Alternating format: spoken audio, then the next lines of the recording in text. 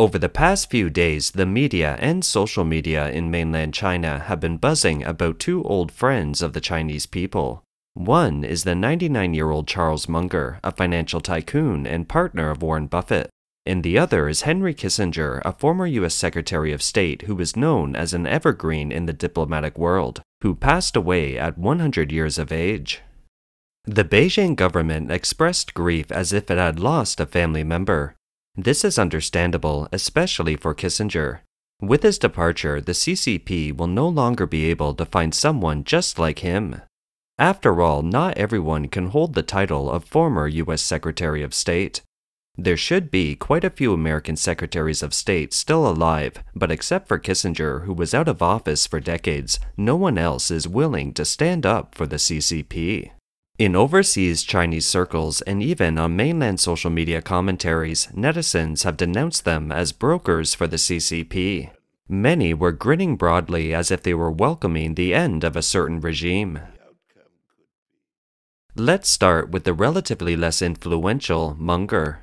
Amidst all the gossip, many Chinese shareholders have raised the question of why Munger was worth less than a fraction of Warren Buffett's wealth. Then the Chinese noticed something.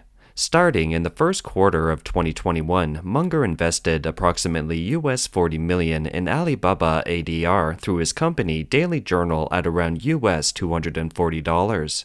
Daily Journal is an investment company independently controlled by Munger, which better reflects Munger's own investment preferences.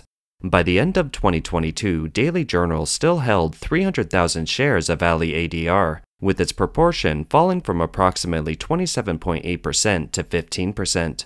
The reduction price was about US $108, and the book loss was close to 45%. So, a media article wrote, "Munger passed away, may there be no Alibaba in heaven." China's official media, People's Daily, published an article claiming that on October 30th, 2023, Munger appeared on a taping of a popular business podcast, Acquired. When the host asked, "Will you continue to invest in China? What's your position on that?" Munger replied, "First, the outlook for China's economy over the next 20 years is better than any other large economy. Second, the top companies in China are stronger and better, and their valuations are much cheaper. So naturally, I'm willing to include a certain amount of Chinese risk assets in the Munger portfolio." At Buffett's annual shareholders meeting in 2023, Munger also used the word stupid 3 times in a row to describe all the behaviors that aggravated tensions between the US and China. He said the US should get along with China and engage in a lot of free trade with China for the common good. In addition to the Daily Journal, Munger was the vice chairman of Berkshire Hathaway, Warren Buffett's longtime partner and think tank at the company. To date, Berkshire has invested in 2 Chinese companies. One is PetroChina and the other is BYD. It looks like Munger had a lot more faith in China than Buffett over the years. Munger invested in Chinese electric car giant BYD, while Buffett has added more Japan assets to his position in recent years and sold BYD 13 times. At the time of Munger's death, BYD published an article saying that Munger was one of the earliest as well as important supporters of the BYD group. It can be assumed that Munger influenced a group of investors. 另外一方面的话，全球的新能源汽车的电池70%也是来自于中国。中国无论是从产业规模还是新能源的电池的供应，都是走在世界的前列的。我们今年的出口已经突破了20万台，这个增速达到了80%，全年下来有望在25万台左右，这也是创历史新高。But if we look at the other side of Munger, we can see that he didn't get his hands on many Chinese companies. It seems to indicate that Munger's so-called bullish China could be that he was actually concerned about the Chinese stocks that may crash in his hands and had to find a taker before anything else. This kind of mentality is very similar to the bigwigs on Wall Street. In mid-November 2023, the CCP leader Xi Jinping hosted a business dinner in San Francisco for the CEOs of major American companies and a number of Wall Street bigwigs. In his speech, Xi said that China was willing to be a partner and friend of the US, and that it would also lease pandas to the US again. However, he made no mention of trade and investment issues, which were of a major concern to US business leaders. Perhaps much to the dismay of Wall Street's elite, China's stock market then continued to fall as money continued to flee the country. Among other things, news broke after Blackstone CEO Steven Schwarzman attended the dinner with Xi.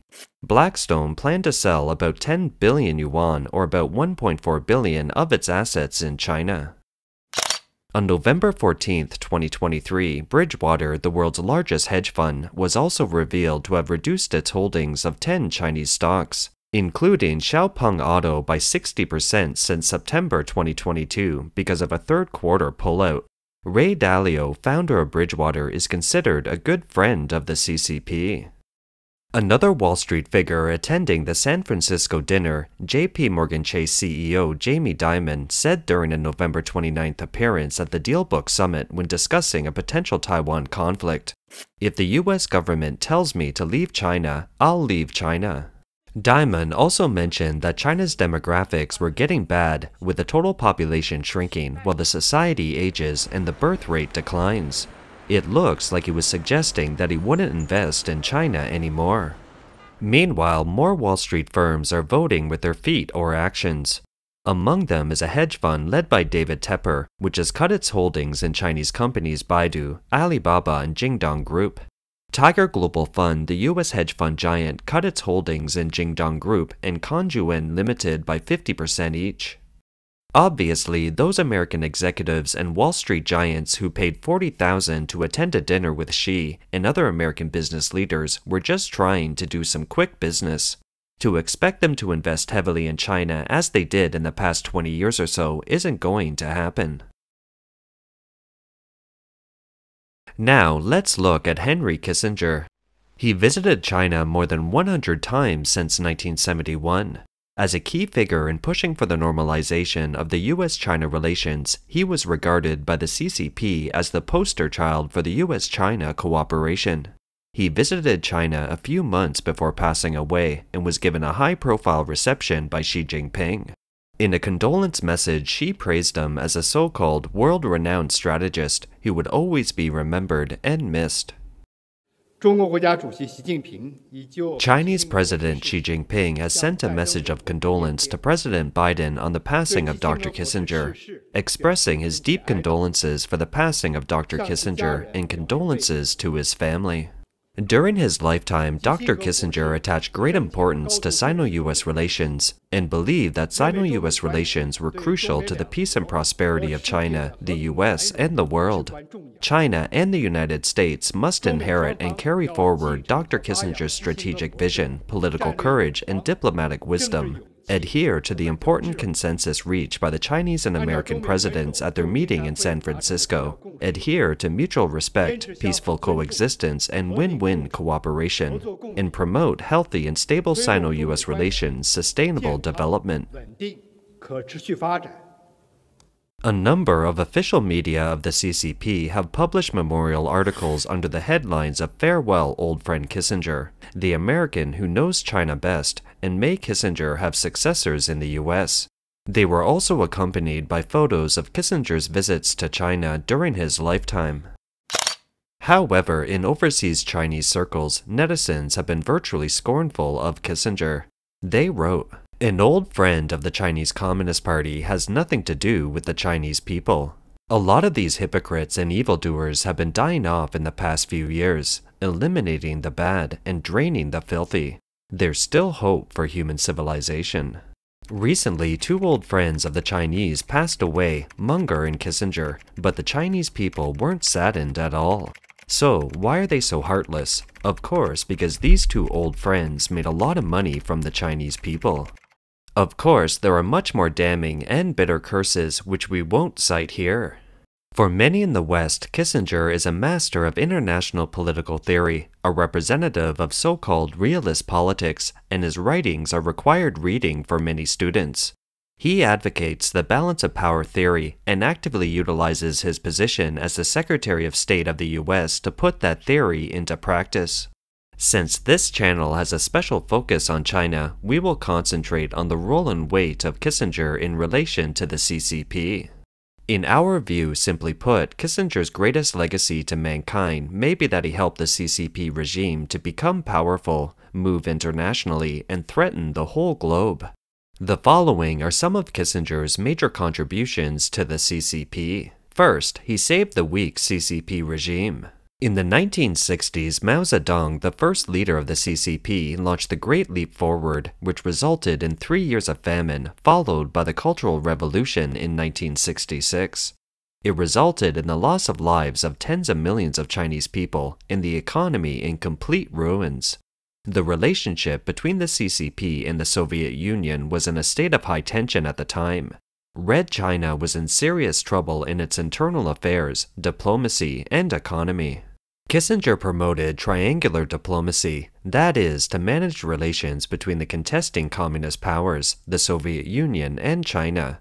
He pushed to cultivate a third power in Asia as the American ally to suppress the Soviet Union.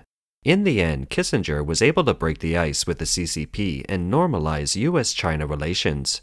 It was a lifesaver for the CCP, giving it a superpower as backup in the international arena so that the Soviet Union wouldn't dare to clash with the CCP.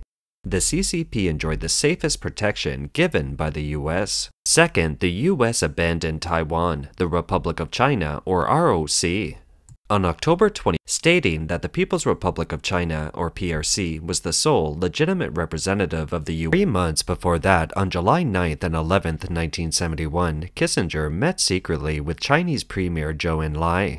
Kissinger stated that the U.S. would support the PRC in the UN General Assembly to obtain a seat in the UN and the Security Council. This meeting also paved the way for U.S. President Richard Nixon's visit to China in 1972. According to the U.S. National Security Archive, the gift Nixon brought to the CCP during his visit to China was a concession on the Taiwan issue. At that time, the Chinese premier asked the U.S. to recognize Taiwan as a province of China. Nixon thought it was too much of a concession, so Kissinger made a statement which was later included in the Shanghai Communique. The United States recognizes that all Chinese on both sides of the Taiwan Strait believe that there is only one China and that Taiwan is part of China. The U.S. government does not contest this position. At the same time, Kissinger promised to withdraw 2/3 of the U.S. forces in Taiwan as soon as the Vietnam War was over and to reduce the assistance and defense of Taiwan. Under Kissinger's leadership, the U.S. distanced itself from Taiwan, the Republic of China, or ROC, step by step. The CCP thus forcefully claimed Taiwan as its territory. Eventually, the U.S. established diplomatic relations with the CCP in 1979, and the U.S. and Taiwan eventually broke off diplomatic relations. Third, exporting money and technology to strengthen the CCP. If the CCP wants to overtake other developed countries in the international arena, it has to utilize the US as a source of capital and technology. After the ice broke in the US-China relations, Kissinger continued to promote various policies to support the CCP. The US provided not only financial and technological support to the CCP, but also from 1978 onwards, acceded to the request of Deng Xiaoping, the second-generation CCP leader, to open the door for Chinese students to study in the US and learn the latest technology. In other words, with Kissinger's networking and assistance, the CCP was allowed to develop its economy and technology rapidly and became the second-largest economy in the world. It also resulted in the accumulated strategic capital for the CCP's subsequent Red expansion and Wolf Warrior diplomacy. Fourth, defending the CCP after the June 4th Tiananmen massacre. In 1989, a massive student movement broke out in Beijing Tiananmen Square, demanding government reforms and fighting for freedom and democracy. As a result, the CCP mobilized its military to crack down on the movement by force. At least 8,000 people were killed, according to outside analysis. This should have awakened the political leaders in the US and the West to a certain extent. But Kissinger published articles in Japanese and German media under the headlines, "Tiananmen Incident is an internal matter," and "The US cannot abandon China." In the US, the same tone was used to defend Beijing. The narrative was that if the government can't control the capital's main square, its ability to govern the rest of China will quickly erode. It would be extremely unwise for the US to disengage from China at such a volatile time or to adopt policies that might be interpreted by Beijing as an attempt to overthrow the government. In other words, Kissinger implied that it would be reasonable to use any means in order to stabilize the CCP regime. Under Kissinger's powerful mediation, the US ended up not sanctioning the CCP. Why did Kissinger help to justify the CCP? Perhaps it was his usual line of thinking. Moreover, in May 1989, shortly before the Tiananmen massacre, Kissinger set up a China venture capital fund with China's CITIC Bank with a value of US $75 million. If China were to lose international capital investment, his fund business would be jeopardized as well. Fifth, he continued to defend Beijing in his later years. Because Kissinger's Panda School overtones were too strong, the Trump administration removed Kissinger and others from the list of advisors to the National Defense Policy Board in November 2020. The Trump administration was then fighting a trade war with the CCP, hoping to completely overhaul the policy of appeasement of the past 40 years. Even then, Kissinger still expressed his opposition to the US building an encirclement alliance against the CCP, and didn't want a direct confrontation between the US and China. The leaders of the two countries at this time have a special obligation to work out what I would define as principles of coexistence. How can two societies that have a substantially different history, confrontation that might lead to conflict and even military action must be avoided, and a better world needs to be built. Each side should make efforts to start a dialogue by which they can understand fully the core interests of the other side, and to act in a manner respectful of these concerns, by which the two sides can talk to each other without threat, and so that the great qualities of each of our countries can be used in an exchange that is based on lasting peace for our countries and for the rest of the world. Yet, by this time, Kissinger's influence on the political sphere of the US was already getting weak. This elderly man didn't seem to understand this. That is, while the Beijing regime had been actively expanding its international influence and participating in international organizations, it was unwilling to abide by the rules of the game. Instead, it exploited the loopholes or played rogue in the game in order to implement unfair trade or steal foreign technology and intellectual property rights. This kind of CCP penetration and invasion has caused grievances and concerns among many countries. And that's why the world's major powers are participating in the US countermeasures to de-risk the CCP. Kissinger made positive contributions whether as a scholar or a diplomat. He was probably the most powerful foreign affairs expert in the history of the US. Judging from the development and growth of the CCP regime, it wouldn't be an exaggeration to say that Kissinger has left the world with a super troubled legacy, the CCP. Here's a video recently released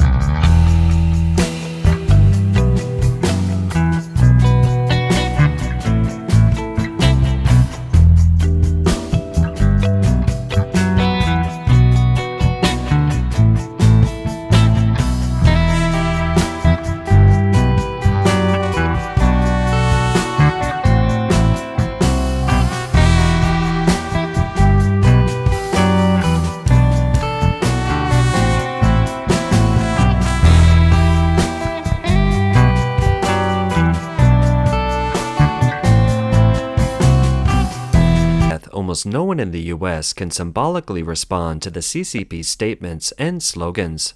It also reflects the paleness and helplessness of the CCP's strategy